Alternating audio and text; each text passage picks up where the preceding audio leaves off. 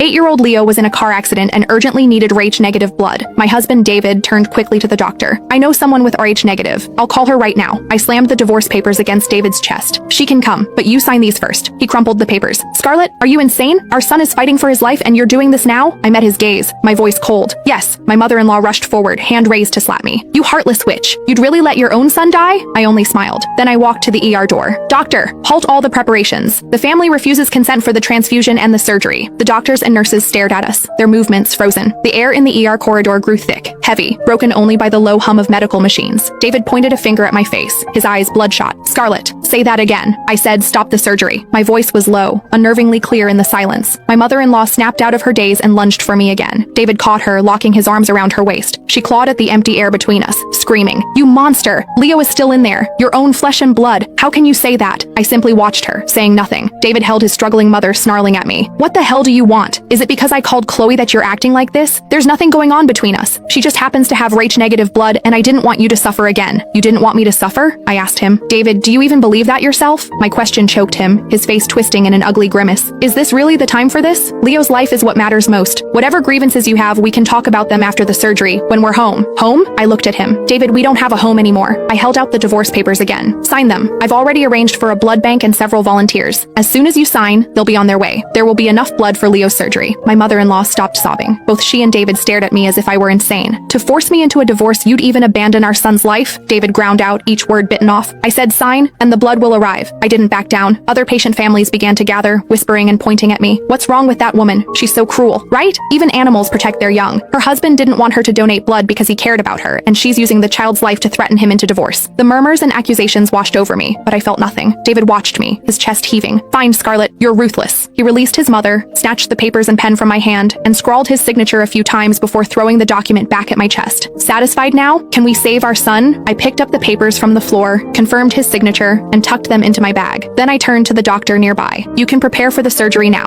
The blood will be here as soon as possible. With that, I turned and walked away. David yelled after me. Where are you going? You're not staying for Leo's surgery? I didn't look back. His life or death is no longer my concern.